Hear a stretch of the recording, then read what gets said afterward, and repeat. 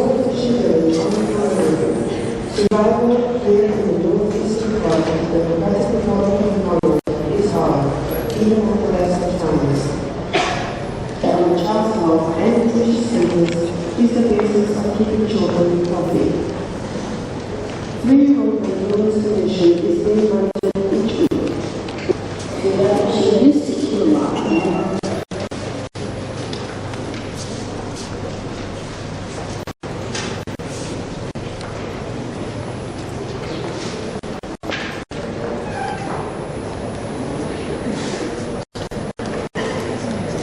Lalu kepada Dr. Linawati Hananta, spesialis farmakologi selaku Wakil Dekan 2 Fakultas Kedokteran Universitas Katolik Indonesia Atmajaya. Kepada para pembicara, Profesor Dr. Charles Siari, Master of Public Health, dan narasumber kita pada hari ini, Bapak Insinyur Basuki Cahaya, bernama Magister Manajemen, serta Saudari Natania Sheryl Sutisna sebagai Regional Chairperson AMSA Indonesia, Cecil sebagai Ketua Senat Mahasiswa FKWJ. Pada Saudari Cecil, saya persilahkan. Ya, selamat sore. Saya ucapkan kepada Bapak Insinyur Basuki Cahayapurnama, Prof. Charles, Dr. Sugiantari, dan Dr. Linawati Hananta, serta Natania sebagai Regional Chairperson dari AMSA Indonesia. Selamat sore teman-teman semuanya. Iya teman-teman, sebenarnya hari ini sangat berbahagia sih sebenarnya, karena kita dari Unika Atmajaya sangat berbangga untuk mengadakan musyawarah nasional AMSA Indonesia, dan kita benar-benar tahu untuk panitia, teman-teman panitia dari AMSA Atmajaya sendiri udah bisa men-challenge dirinya sendiri untuk menerima tantangan sebesar ini. Dan kepada teman-teman delegasi sekalian, kami mengharapkan kalian nyaman berada di sini, dan semoga acara musyawarah nasional ini bisa terselenggara dengan baik sampai akhirnya, dan sampai akhirnya kita bisa memilih regional chairperson yang baru atau Ferdi.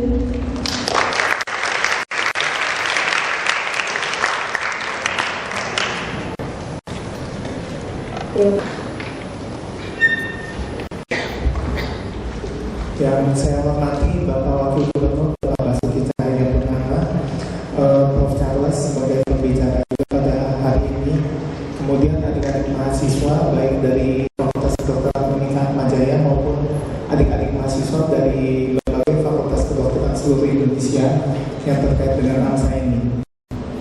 Suatu kehormatan bagi kami bahwa Bapak Basuki bersedia meluangkan waktunya yang sedemikian sempit dan padat kemudian untuk hadir pada acara hari ini dan kemudian memberikan kuliah umum di sini, dan juga kehormatan juga bagi kami bahwa Fakultas Kedokteran Unika Atmajaya kemudian menjadi tuan rumah pada kegiatan AMSA ini. Tentu saja langkah awal ke arah situ adalah bahwa kita kemudian mengadakan kolaborasi, dan langkah itu bisa juga kita mulai dengan di kelompok AMSA ini.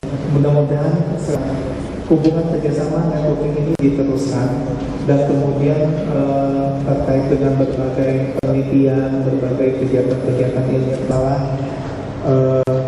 kesehatan, paling tidak yang sudah di depan mata nilai jaminan sosial kesehatan secara nasional, dan mungkin nanti Bapak Basuki akan menyerahkan waktu kepada panitia untuk bisa memulai acara, dan kita tentu menunggu kuliah dari Pak Basuki dan di tahun 2014. Terima kasih.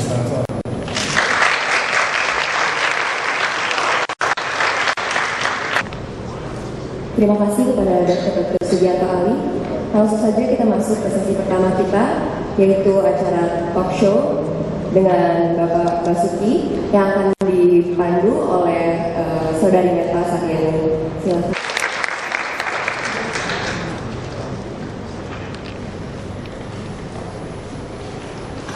Oke, selamat sore teman-teman semua. Oke, sekarang kita akan masuk sesi pertama. Jadi telah hadir bersama kita nih seorang tokoh yang fenomenal pada hari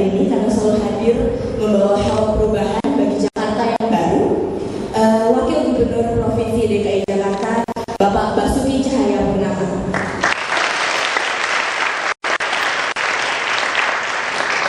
Selamat sore, apa kabar? Sore, baik. Sebelumnya selamat datang kembali di FKA Mahajaya ya Pak. Kali ini dalam acara Musyawarah Nasional AMSA 2013. Untuk saya pribadi merupakan suatu kehormatan Pak bisa berbincang langsung dengan Bapak, dan untuk teman-teman saya yakin semua juga gembira di sini kita menyambut bersama kehadiran Bapak Basuki dan kita bisa bertemu dan berbincang langsung dengan Bapak. Oke, hari ini topik kita tentang KJS nih Pak, Kartu Jakarta Sehat. Untuk yang pertama banget, apa sih KJS itu Pak? Ini pertanyaan dari wartawannya tanya nih. Karena kebetulan lagi sibuk kan. Jadi kalau kita bicara KJS, orang menganggap ini satu program yang unggulan kami tentang DKI, Kartu Jakarta Sehat. Sebetulnya bukan itu. Ini lebih dari sekedar KJS. Ini ada suatu perjalanan yang panjang. Dimulai dari tahun 2004. DPR mengesahkan undang-undang tentang sistem jaminan sosial nasional. Itu di Undang-Undang 40 tahun 2004. Di situ diamanatkan harus dibuat sebuah badan penyelenggara jaminan sosial di BPJS. Nah, baru kebetulan saya mengetahui ini ketika saya tahun 2005 menjadi bupati. Saya tentu sangat dipengaruhi oleh undang-undang ini. Terus terang saja saya sangat terkesan dengan sistem jaminan sosial yang ada di negara-negara Skandinavia, dan saya adalah orang yang sangat dipengaruhi oleh ideologi seperti itu. Lalu saya ketika saya jadi bupati, saya tidak menyia-nyiakan, saya melaksanakan BPJS Kesehatan ini secara terbatas di Belitung Timur. Saya mengasuransikan semua penduduk dengan kerjasama PT Askes, dan pada saat itu PT Askes masih bersifat PT dan dia masih mengambil untung, sehingga premi yang tidak tertagih itu menjadi keuntungan PT Askes. Kenapa saya lakukan? Belitung Timur itu kecil. Saya berpikir untuk seluruh nasional saya lakukan, karena bagaimana anak-anak Belitung yang sekolah di Jakarta, yang sekolah di Jogja, di Bogor kalau sakit, tentu ini masalah. Nah, tapi kemudian saya mau membuat di provinsi. Saya gagal jadi gubernur karena terlalu banyak trek. Nah, saya belum masuk ke DPR RI tahun 2009. Dan di situ saya bergabung di dalam kampus kesehatan DPR RI. Saya juga di badan legislasi. Padahal heran, saya bukan dokter, bukan di komisi 9, di komisi 2 kenapa lakukan ini. Lalu sampai tengah malam, saya singkat, kita keluarlah di bulan Desember sebelum reses Undang-Undang Nomor 24 tahun 2011 tentang BPJS. Di situ sampai tengah malam ada pro dan kontra. Nah, KJS sampai hari ini sebetulnya adalah wujud untuk mewujudkan KJL sebetulnya. Sebuah nasional punya istilahnya surat jaminan BPJS nasional. Nah, apa yang terjadi di lapangan? Banyak sekali orang tidak mengerti tentang misalnya sistem kapitasi. Banyak beredar di BlackBerry, adik saya juga dokter, teman-teman saya banyak dokter, ipar saya dokter, sepupu saya juga banyak dokter. Mereka katakan keterlaluan pemerintah, masa menghargai dokter hanya sebatas uang ke toilet Rp2.000. Nah, ini di awal mulai terjadi intrik kesalahpahaman. Sebenarnya yang terjadi adalah sistem ini kalau jalan secara normal nanti, dokter-dokter muda atau dokter yang umum ini akan menjadi memiliki asuransi. Kalau dia dititipkan 3.000 orang dengan 7.000, berarti dia punya 21 juta. Ketika 5.000 obat yang ringan-ringan, berarti untuk tenaga medis itu Rp2.000 kali 6 juta. Artinya apa? Tidak mungkin 3.000 orang sakit semua. Karena kalau teori yang normal paling banyak 15% sakit. Nah, ini akan mendorong dokter-dokter melakukan suatu preventif promotif dengan baik. Itu yang kita maksud dengan sebuah kesehatan secara komunitas bisa terbentuk.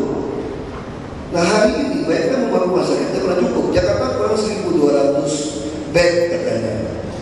Tapi mau tambah berapa pun tutup kamar tidak masalah, karena kita preventif promotif masalah. Nah, kita baik soal KJS. KJS memang kami kenalkan ketika kami calon dari Kartu Jakarta Sehat untuk menggantikan sistem SK SKTM.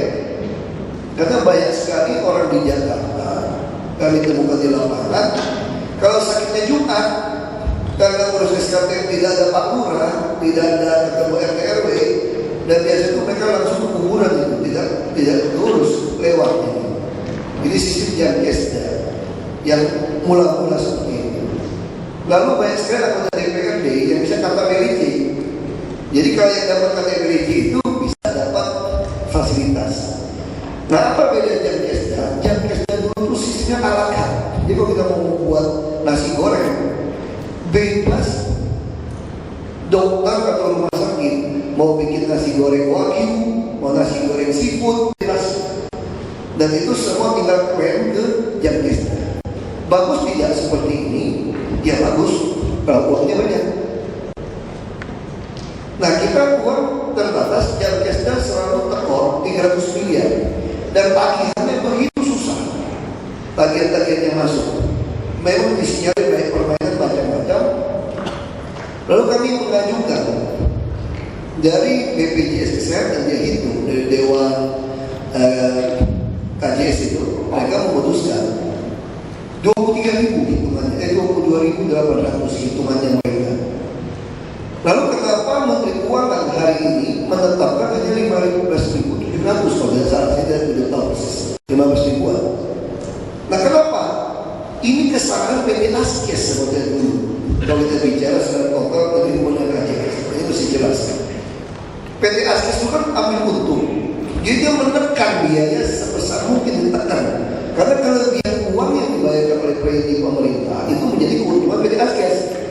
Akibatnya menanggung 100 juta orang di seluruh Indonesia, dia hanya menghabiskan 6 triliun lebih, kira-kira begitu. Akhirnya Menteri Keuangan mengatakan, kalau 6 triliun, kamu dulu habis 6 triliun, sekarang saya naikkan 3 kali deh. Jadi 18 triliun lebih. Kalau 18 triliun lebih cukup dong, kali 3, bukan kali 2. Kita kalikan 3. Tapi 18 triliun dibagi 100 juta, dibagi 12 bulan, dapatnya 15 ribuan kira-kira itu. Tentu ya dari Dewan KJS itu kan tidak cukup. Maunya 22.800, dapat 600. Dasar itu apa? Tidak bisa dikasih, Prof. Menurut Menteri Keuangan sudah kali 3. Kalau mau kali 5, alasannya apa? Ini jadi deadlock. Nah, menurut kami yang paling pas itu kalau mau menggunakan sistem dokter keluarga segala macam itu harus kira-kira 22.000 tadi. Itu pun masih berdebat, ada yang 50.000, ada yang 60.000. Tapi jelas 15.000 tidak cukup. Tapi mereka tidak bisa keluarkan. Nah, di sinilah KJS ambil peran, Kartu Jakarta Sehat ini. Kami sadar per 1 Januari ini amanat undang-undang harus jalan. Ya bangsa kita mah gampang saja, undang-undang boleh dilanggar. Kitab suci yang tidak boleh dilanggar, dia langgar. Tidak boleh korupsi, dilanggar. Kalau undang-undang langgar saja. Buktinya JSN harusnya undang-undang BPJS sudah harus keluar 2009, 5 tahun setelah JSN. Setelah tidak dilakukan. Jadi kami berpikir alangkah bahayanya BPJS Kesehatan dijalankan 1 Januari, dokter-dokter, apalagi mahasiswa, dokter-dokter rumah sakit semua tidak mengerti tentang konsep ini dengan baik, termasuk tarif. Kita menggunakan inasibilis sudah dilakukan sejak tahun 2008. Tetapi banyak orang tidak mengerti. Seolah-olah kalau sakit tipes, kalau dia ada komplikasi, tidak bisa ditagih. Hanya tagih tipes saja. Salah dia sebetulnya. Sebetulnya bicara inasibilis bukan bicara di situ. Kita berbicara, ini paket seperti nasi goreng. Ini nasi goreng karena tidak bisa pilih wagyu, tidak bisa pilih macam-macam. Nasi goreng bumbunya ini harus ikutin. Lalu salahnya gimana? Kenapa jadi kacau? Kami sudah laporkan, tapi mereka tidak mau terima. Salahnya inasibilis bukan dihitung berdasarkan per daerah, tapi dihitung dari rata-rata biaya berobat. Rumah sakit di NTT sama di Jawa Tengah Karena upah minimum provinsinya lebih rendah daripada Jakarta. Sama nggak biayanya? Pasti beda. Nah, IRS main ngambil saja rata-rata rumah sakit pemerintah, sakit tipes berapa duit? Ini dibagilah rata-rata. Otomatis yang di Jakarta teriak. Tetapi kalau yang tindakan-tindakan menggunakan pisau yang udah banyak operasi, pasti lebih banyak pasiennya di Jakarta kan? Kalau yang itu dibagi tinggi. Makanya IRS kalau bicara operasi itu, rumah sakit pada untung sebetulnya. Tapi kan masih rawat jalan bisa ditangani karena baginya lebih rata-rata rumah sakit yang murah-murah, jadinya murah. Makanya saya minta waktu 2 bulan sebetulnya untuk para rumah sakit jalankan. Misalnya contoh IRS mengatakan 3 juta untuk tindakan A. Anda mengatakan obat dan alat kesehatan menghabiskan 15 juta. Artinya Anda tekor 12 juta. Tidak apa-apa, saya mau revisi. Tapi kasih tahu saya dulu, 15 juta Anda itu critical pathway-nya seperti apa? Apakah orang datang berobat pakai pedicure atau pakai dilurur sambil nunggu sakit? Kita mesti tahu critical pathway-nya seperti apa. Atau Anda pakai obat terlalu banyak. Nah, ini yang kami tunggu. Lalu banyak juga rumah sakit tidak mengerti coding untuk memasukkan tagihan. Dia berpikir kalau orang tipes datang, ada hipertensi juga, ini dia bisa ditagih hipertensinya gitu. Padahal itu berdasarkan tindakan medis Anda apa ditagihkan ke dalam. Nah, ini yang jadi masalah. Tapi yang menjadi masalah ini di mana sekarang? Kami kerjasama dengan RSCM bahwa supaya RSCM tidak perlu, biar tindakan medis itu bisa dilakukan di puskesmas, tidak perlu dilakukan di rumah sakit RSUD. Misalnya contoh ada bayi, ada komplikasi, dia di posisi di NICU. Dokter di RSUD tidak sanggup menangani komplikasi seperti ini butuh dokter dari RSDM. Apa yang bisa dilakukan? Logikanya kalau kita kerjasama, dokternya datang ya. Kenapa datang ke rumah sakit kami? Karena kami tidak punya dokter.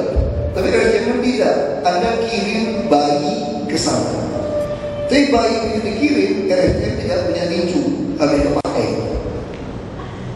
Tidak ada tempat operasi, karena lagi penuh antri. Ini bayi bisa meninggal. Nah, pertanyaannya kenapa dokter tidak mau datang? Macam-macam, bisa pasien banyak. Tapi menurut saya bukan itu masalahnya. Masalahnya apa? Kemenkes membuat peraturan yang salah. Salahnya di mana?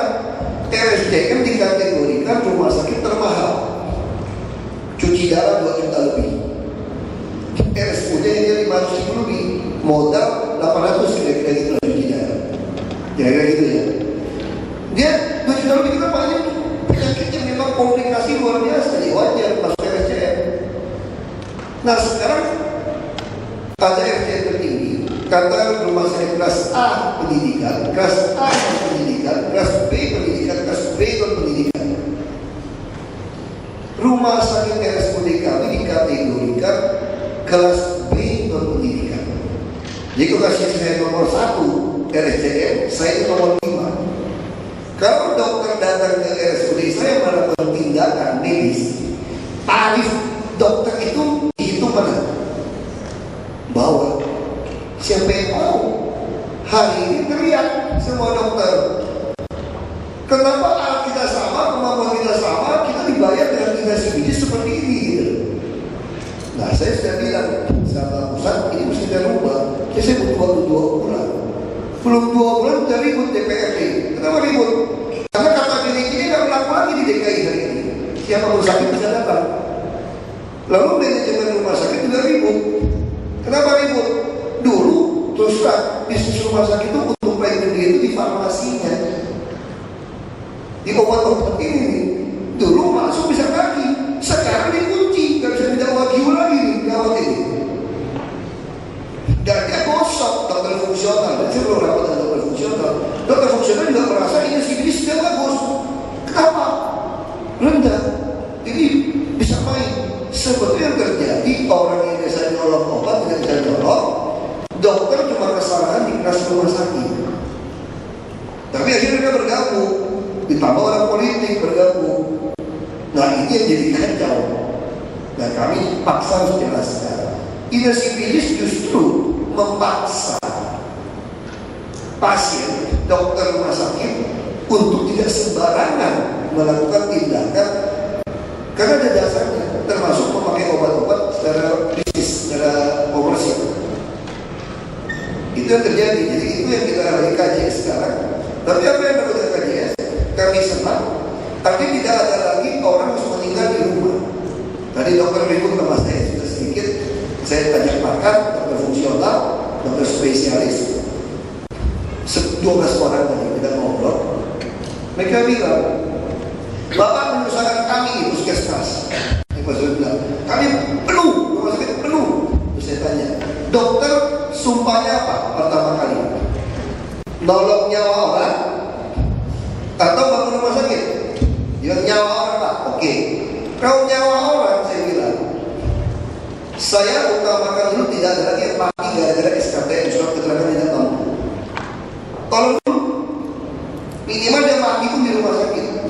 Nanti kekurangan ini, kekurangan rumah kita perbaiki. Sepakat tidak? Ya sepakat. Tetapi kami berendah. Yang tadi berendah kita mesti minta sama Menkes. Kalau Menkes tidak setuju, kami akan lawan, jujur saja. Kami akan membuat versi kami. Jadi bukan inner civilis, jak civilis kira-kira gitu. Spesial Jakarta tuh Pak jadi ya. Tapi tujuannya apa? Ini akan menyadarkan seluruh Indonesia bahwa inner civilis versi Kemenkes, BPJS Kesehatan tahun 2014 tak ada masalah. Karena itu kami memberikan contoh di DKI, sehingga ini akan membuat seluruh Indonesia akhirnya BPJS Kesehatan bisa jalan. Jadi KJS adalah contoh showcase untuk bisa melaksanakan BPJS Kesehatan seluruh Indonesia di Januari 2014. Baik kami yang masang badan, kira-kira seperti itu. Jadi sebenarnya KJS sih bisa jadi satu contoh evaluasi untuk sistem jaminan kesehatan nasional secara Indonesia sebenarnya. Kalau Jakarta bisa masuk, daerahnya bisa masuk karena Jakarta paling mahal. Misalnya contoh kalau jalan rata-rata ya, misalnya saya ada orang kena sakit tipes masuk ke RSUD di Belitung. Terus dia bilang, saya kulit kayak kencing saya merah. Kalau di Belitung karena tidak ada CT scan, ya infus saja. Kalau nasib baik dia sembuh. Komplikasi, ada darah tinggi, ada jantung. Dokter yang datang ya satu, dokter umum. Tapi kalau orang yang sama sakit di Jakarta, Beda cerita ya. yang datang dokter spesialis 5 orang tungguin dia karena dia komplikasi. Dia CT scan. Karena lihat nih yang CT scan yang bawa fungsi CT scan ini. Dapat dia punya ginjal kejepit macam-macam kan. Nah kalau biaya yang digunakan di Civilis menggunakan rata-rata rumah sakit seperti di Belitung dijadikan patokan harga, kira-kira orang masuk rumah sakit Jakarta pingsan nggak itu biayanya? Rugi biaya rumah sakit Jakarta karena digunakan rata-rata tadi. Nah makanya saya bilang tolong rumah sakit Jakarta Anda dapat medical pathway seperti apa, kurangnya di mana saya bisa sandingkan. Nah saya bisa jelaskan nanti buat Kemenkes bahwa inner civilis Anda yang tarifnya kurang itu karena clinical pathway yang dilakukan di rumah sakit Belitung itu sederhana sekali gitu loh. Karena tidak ada dokternya, tidak ada alatnya, yang di sini beda, sakitnya sama. Nah itu yang salah waktu membuat biaya inner civilis. Jadi rata-ratanya tiap Spesies sudah berbeda, dari alasan sudah berbeda. Tapi kita harus lakukan 2 bulan ini supaya saya punya argumentasi. Makanya waktu bulan kemarin saya bilang sama rumah sakit swasta, tolong kalian jalankan dulu. Nanti kita punya alat untuk kita bertanding nih. Saya rugi mereka. Udah kau rugi, nanti ajukan saja kami hibah sosial, kita hibah sama kamu, tutupin duit kamu. Sederhana kan? 2 bulan tidak kerugian masih oleh 10 miliar tidak kan? Belum masih ada 10 miliar tidak. Tempat 1 juta saya hibah ada 10 miliar karena masih untung 960 juta. cukup dong. 9,6 miliar Anda masih untung. Itu yang saya maksud. Anda jalankan dulu supaya saya punya bukti gitu. rumah sakit Islam saya hibah juga 10 miliar. Dia paham. Kalau nggak mau batalin hibah gua 10 miliar dulu. Rugi 2 juta dan teriak-teriak saya bercanda ya. Tapi itu kita melakukan supaya terbukti seperti itu. Baik ketika rugi 5 juta, itu dia bisa terjadi salah isi kodin. Gak dibayar. Makanya nanti kita mesti panggil, kita buka.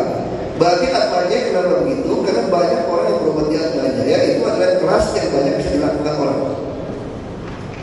Tapi kalau ditarakan, banyak sekali komponen yang untung. Dikasih medis 33 juta, operasi apa? Dia hanya 17 juta. Kalau jantung memang dia rugi. Jadi saya sudah lihat semua data. Nah itu tadi Atmajaya pasti mengerjakan hal-hal yang rumah sakit di daerah-daerah bisa lakukan. Makanya dasar tarifnya jadi murah. Nah ini yang perlu kita koreksi. Kira-kira seperti itu. Pak, untuk program KJS sekarang itu sudah mencakup sebagian besar penduduk Jakarta nggak sih, Pak? Sebenarnya mudah nggak sih untuk dapat KJS? Prinsip kami juga sederhana sekali. Kita juga melawan konsep BPS. Kalau negara kita mempunyai prinsip orang kalau tiap hari bisa mencukupi kalorinya sebanyak 250, maka dia dikategorikan tidak miskin. Untuk 250 kalori ini kalau dikalikan dengan makanan segala macam di Jakarta kira-kira 358.000. Jadi kalau saudara punya penghasilan 400.000, saudara sudah tidak miskin. Kalau menggunakan PBB itu adalah $2. Jadi kalau saudara berpenghasilan $2 per hari, saudara tidak miskin. Berarti kira-kira 600.000. Nah kami katakan salah semua. Saya orangnya belak-belakan. Saya bukan orang politik yang baik sebetulnya. Orang politik yang baik itu mikir dulu baru ngomong. Kalau saya itu ngomong dulu baru mikir gitu. Itu salah sebetulnya. Ya, ini salah sebetulnya. Tapi ya sudah, lebih enak begitu. Di Jogja dia dapat wapres. Saya bawa Pak Gubernur dalam membahas mengentaskan kemiskinan. Nah, wakil itu ketua untuk di provinsi. Saya sampaikan pada Pak Wapres, Anda salah semua hitungannya. Ya semua syok. Biasanya gubernur sama Wapres baik-baik kan. Makanya saya dimarahin Mendagri, dia tahu aturan itu wakil gubernur.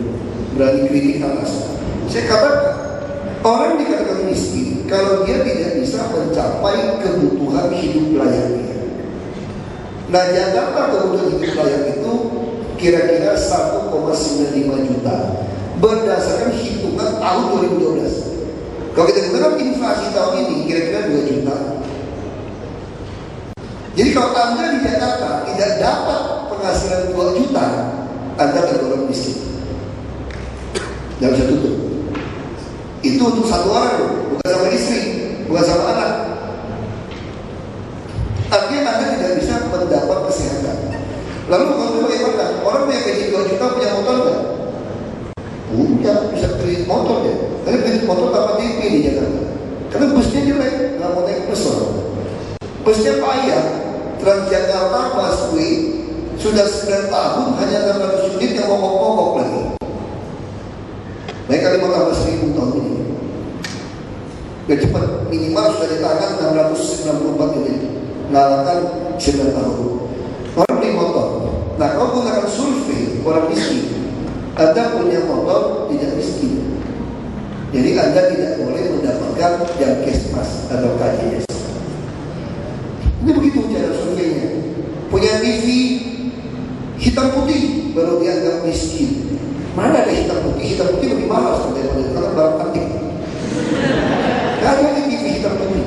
Karena servisnya lebih mahal daripada TV yang LED tadi. Ini masalah. Nah lalu kami buat sistem.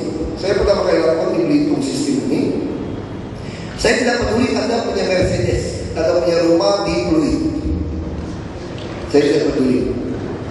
Asal Anda sakit masuk ke puskesmas.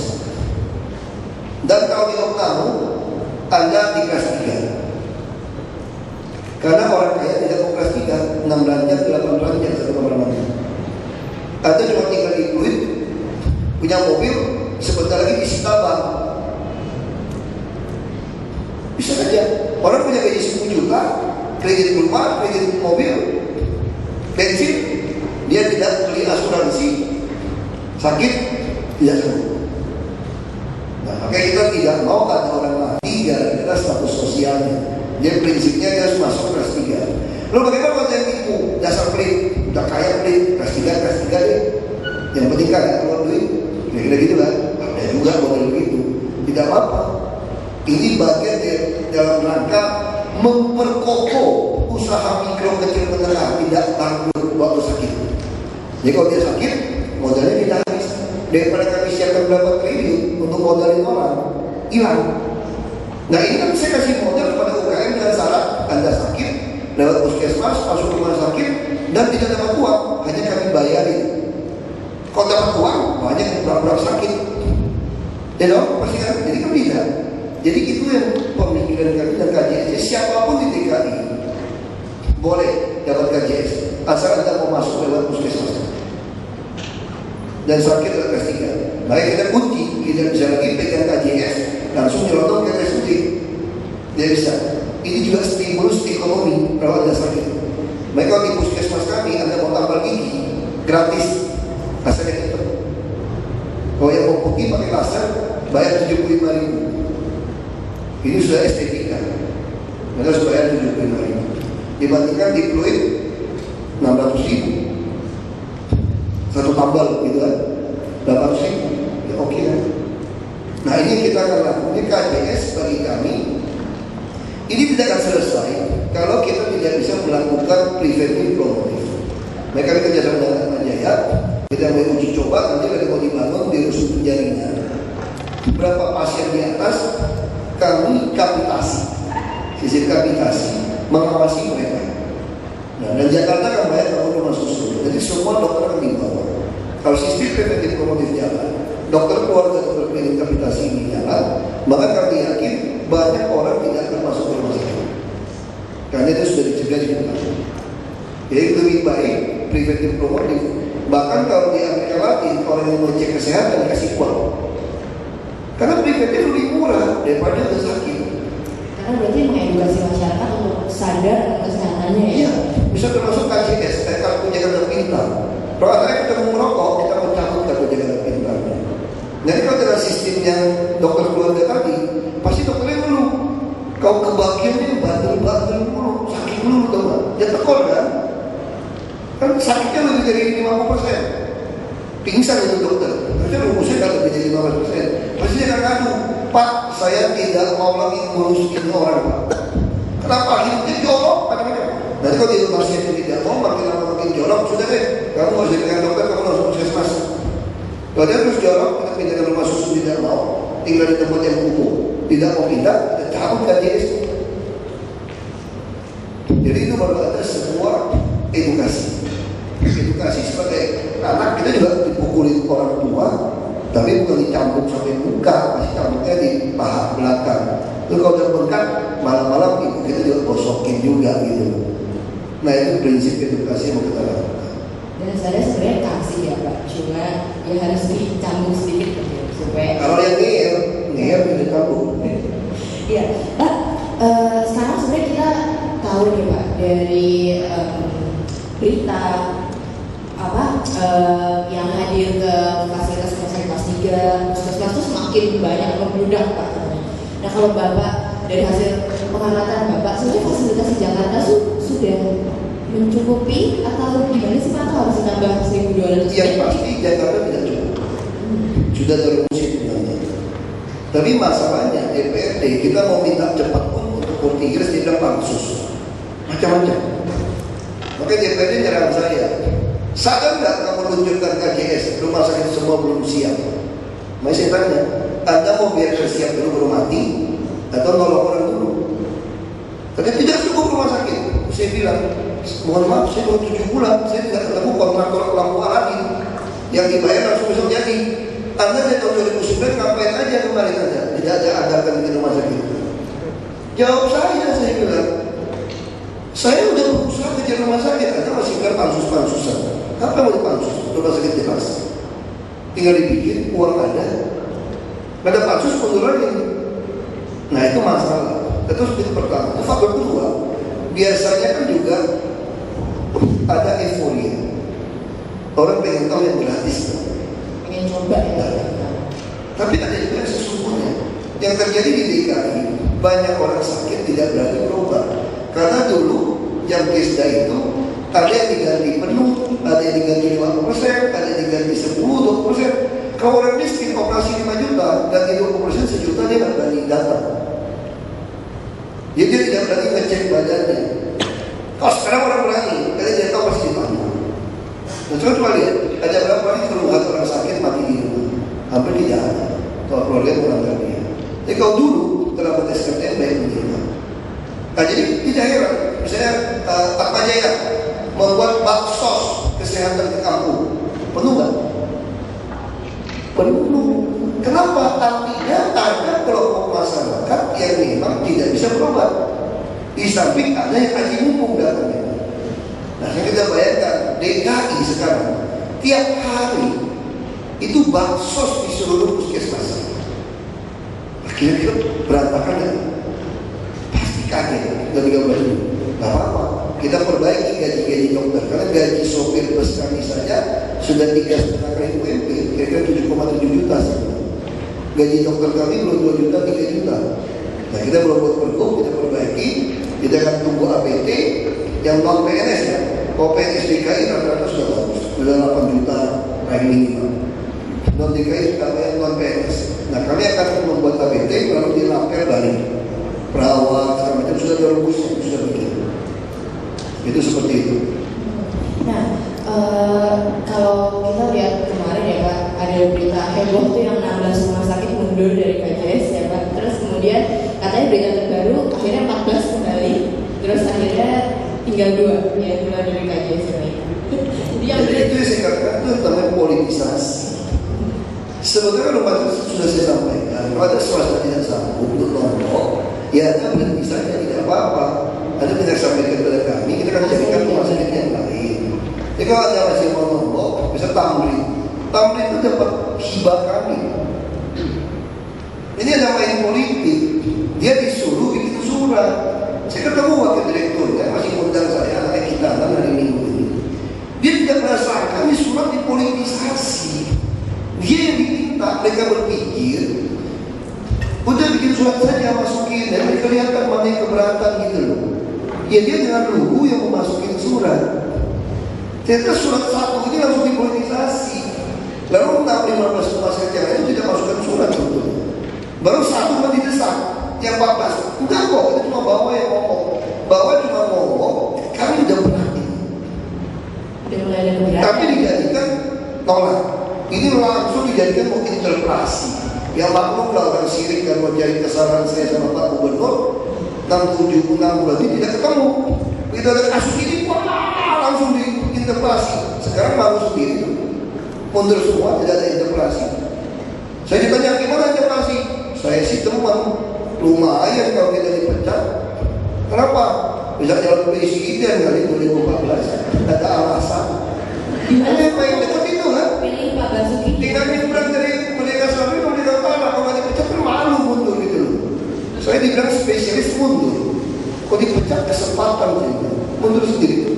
Terus saya tanya ada dari Demokrat, sering makan siang di tempat saya. Apa itu orang itu tanda tangan? Kita juga nggak tahu, itu tanda tangan aja katanya. Ketua fraksi juga nggak ikut kok. Itu cuma ada orang yang memang kata PRJ tadi itu nggak berlaku lagi. Nah, dia manfaatkan kesempatan ini jadi meledak. Pak Pras tidak ada masalah. Paling dia masalah, tapi juga masalah kok. Rugi juga ya Pak. Jadi kan 400 juta nggak apa-apa lah. Kasih kamu 9,6 miliar kok. Kan lo ribut dulu.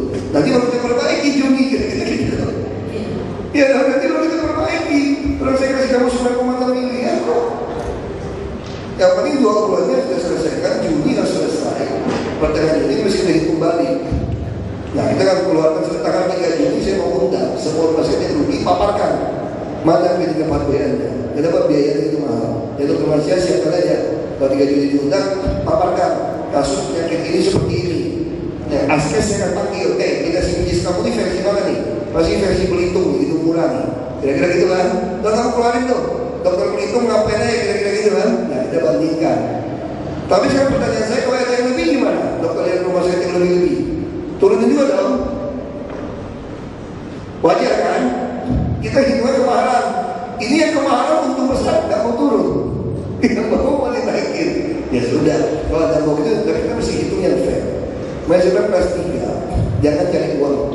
Kalau pendidikan kan tidak cari, lebih dari 75%. Kalau untuk pendidikan tidak masalah, tapi yang swasta harus ini ribut-ribut. Belum pernah lagi kurang aja. Gak cukup, ya lagi dong sekalian. Tidak lagi juga, gak cukup, gak ngerti coding lagi. Nah itu kita mau selesaikan. Oke, jadi sebenarnya pemerintah bukan yang menutup mata ya Pak atas kerugian rumah sakit, tapi Kita masalah udah keuangannya ya, Pak. ya, karena sistem tadi yang salah, rata-rata di rumah sakit. Nah yang bisa dikerjakan dari rumah sakit umum pasti tarifnya murah. Jadi kalau dikerjakan di rumah sakit yang mahal, pasti tarifnya lebih. Itu seperti itu. Oke, jadi kalau dari apa yang disampaikan Bapak, mungkin kajian ini bisa sih apa dicoba di daerah lain? Bisa nggak Pak? Kok daerah lain jalan Aceh pakai? Oh oke ya Pak. Tapi Aceh, katanya sama. Belitung Timur sudah lakukan sistem kerjasama ASKES sejak tahun 2006, sejak saya bupati. Sampai tahun ini berarti sudah 7 tahun. Jadi seluruh Indonesia yang mengasuransikan seluruh rakyat pertama kali adalah Kabupaten Belitung Timur. Seluruh Indonesia. Cuma kurang publikasi dulu. Sampai terus kirim ke Jakarta, bayar tiket pesawatnya. Karena dokternya kurang. Yang keluarga juga tidak bayar. Nah sekarang adik saya jadi bupati ini adalah alumni Atmajaya, FK Atmajaya. Dia dokter, jadi PNS di Kepala Dinas Kesehatan. Lalu karena saya tidak pulang, masyarakat kita udah sudah adik kamu saja teruskan gitu. Nah sekarang Bupati Belitung Timur itu adik Ahok katanya. Kalau ketemu adik saya dia kan dokter Basuri. Karena dia dokter PTT di sana dan dia PNS. Oke. Nah Pak, untuk pertanyaan yang terakhir di sesi talk show ini, kira-kira sebenarnya Pak selain KJS, apa saja sih usaha yang sudah dilakukan pemerintah Jakarta untuk meningkatkan jaminan kesehatan untuk masyarakat Jakarta? Yang kita usahakan salah satu adalah merobohkan rumah-rumah kumuh. Itu penting. Kita mau menyediakan banyak rumah-rumah, termasuk bangun klinik-klinik yang kita lakukan supaya banyak klinik di dalam puskesmas supaya efektif promotif. Kita juga melarang rokok di dalam gedung. Kita juga melakukan semua kendaraan itu seperti Transjakarta itu dengan gas. Sebetulnya sekarang Euro 3, mesin Euro 3 itu lebih bagus daripada gas, lebih murah, lebih aman. Kalau Euro 4, Euro 5 lebih hebat lagi mesinnya. Mobil dinas saya ini Euro 5. Mereka katakan surat kabul asap. Kenapa? Di sini SPBU-nya itu masih Euro 2. Itu masalah. Tapi kita harus meningkat ke situ. Kita harus perbaiki lingkungan. Kita harus tanam pohon lebih banyak. Ruang terbuka hijau harus lebih banyak. Nah kita juga lagi berpikir bagaimana naik bus yang lebih banyak, orang tua juga gratis. Karena tingkat stres juga tinggi di Jakarta. Orang gila banyak di Jakarta. Salah satu termasuk saya juga sebenarnya masih pas. Masih pas, kan dites jadi pejabat. Masih pas, dia masih lolos. Kalau tidak gangguan jiwa, tidak mau jadi pejabat. Kalau mau yang melawan semua gitu. Katanya kalau masih sadar belum sakit Pak. Justru tidak sadar baru gila. Kalau sadar bukan orang gila.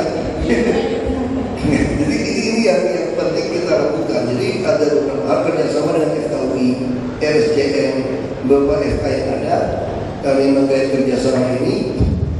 Sampai kami tahun ini akan membeli 5 unit truk bus untuk gigi dental unit untuk mendatang kampung-kampung yang miskin untuk memperbaiki kondisi mereka.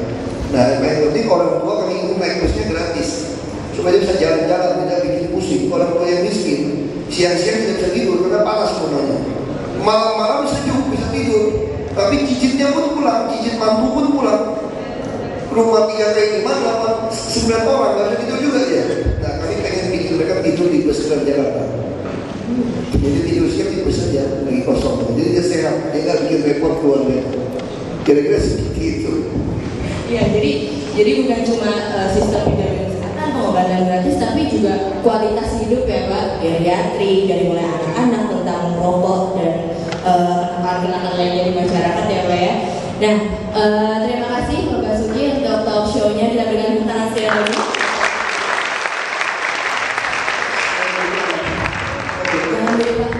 Sekarang kita buka sesi tanya jawab. Kita buka untuk 2 penanya yang mau bertanya? Silakan. Mike.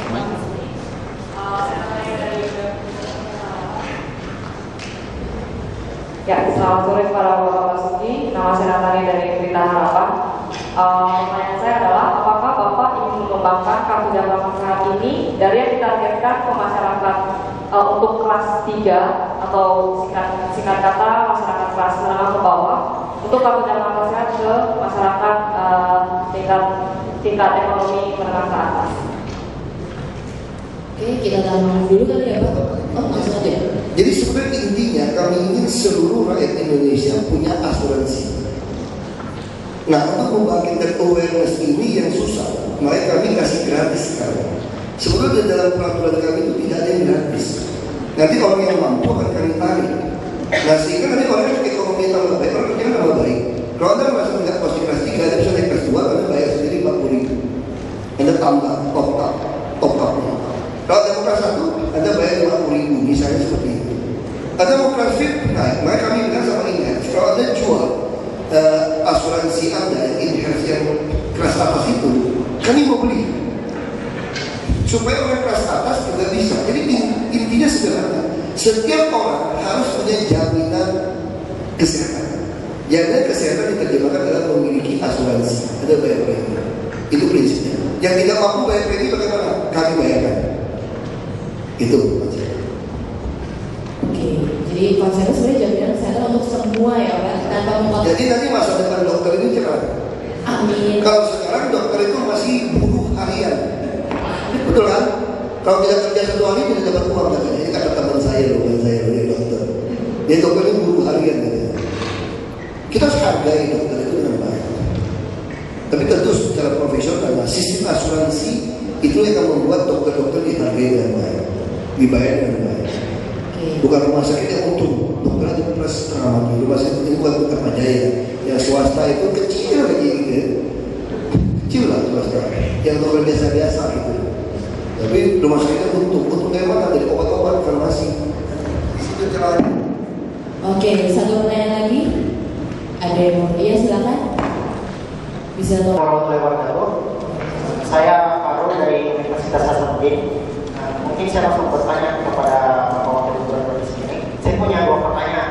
Yang pertama mungkin apakah ini kan seperti sebuah sistem kesehatan yang diselenggarakan oleh khusus untuk otonomi dari Jakarta. Nah, apakah ada tumpang tindihan dari kartu jaminan kesehatan ini dengan jaminan kesehatan yang lain,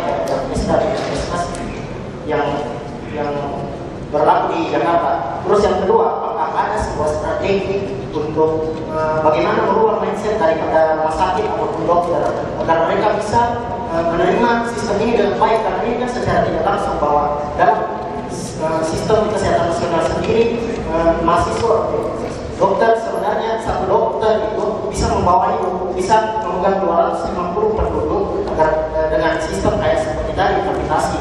Nah, bagaimana sebenarnya caranya untuk betul-betul meyakinkan para dokter agar bisa melaksanakan preventif dan promotif ini dengan baik? Mungkin hanya seperti itu. Oke, terima kasih. Jadi pertama, Jamkesmas itu dirancang Jakarta dapat jatah 1,2 juta. Jamkesmas seluruh nasional. Tapi tarifnya itu tarif lebih rendah daripada yang kami pakai. Karena kategori rumah sakit kelasnya lebih turun.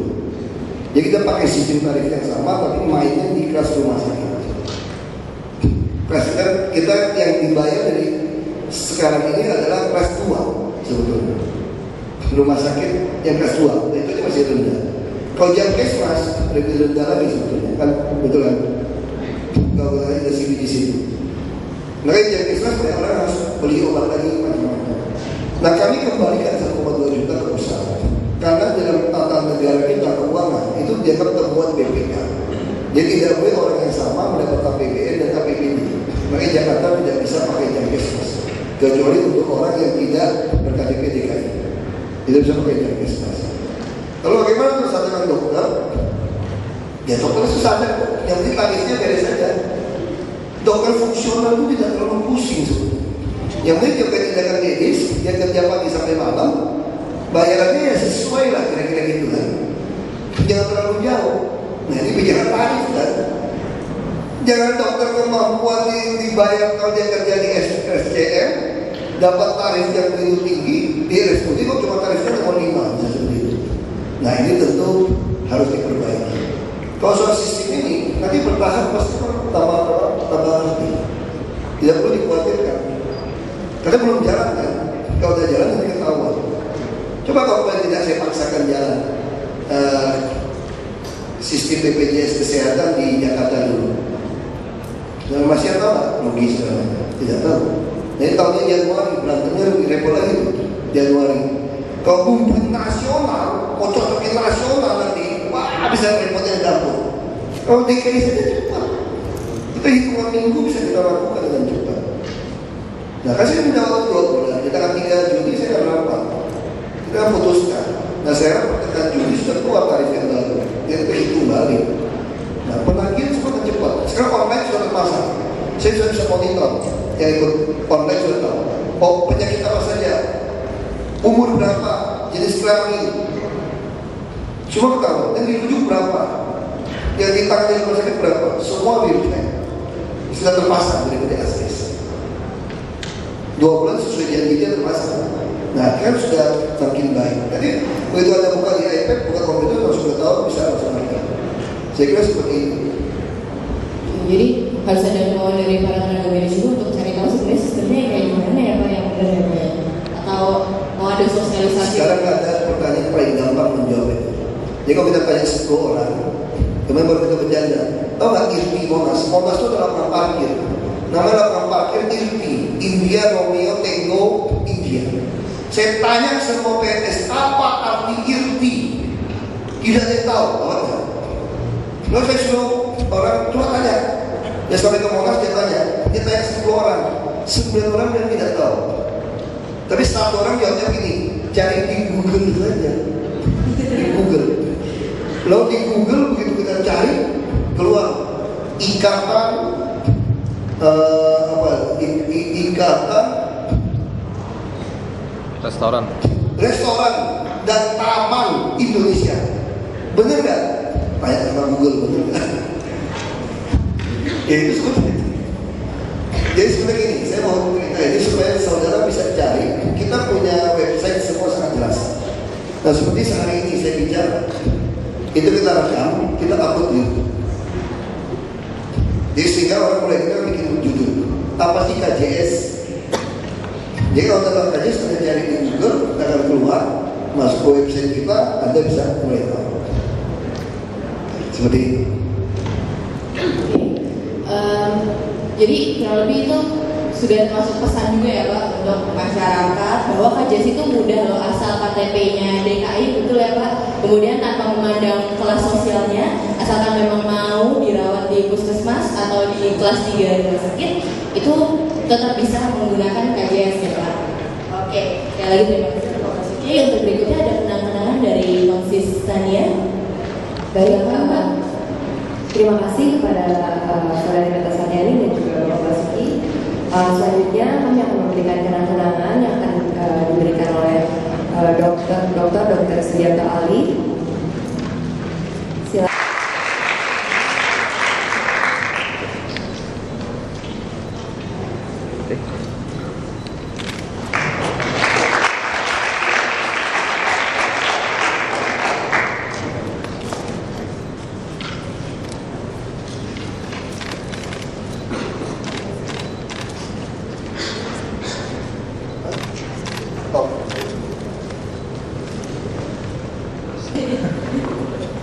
Oke, dengan demikian berakhir sudah sesi kedua talk show tentang Kartu Jakarta Sehat.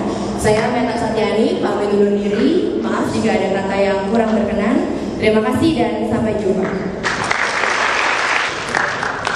Baik, terima kasih sekali lagi untuk narasumber kita, Bapak Basuki, langsung saja dan terakhir mendapatkan gelar Profesor of Public Health and Preventive Medicine pada tahun 1999.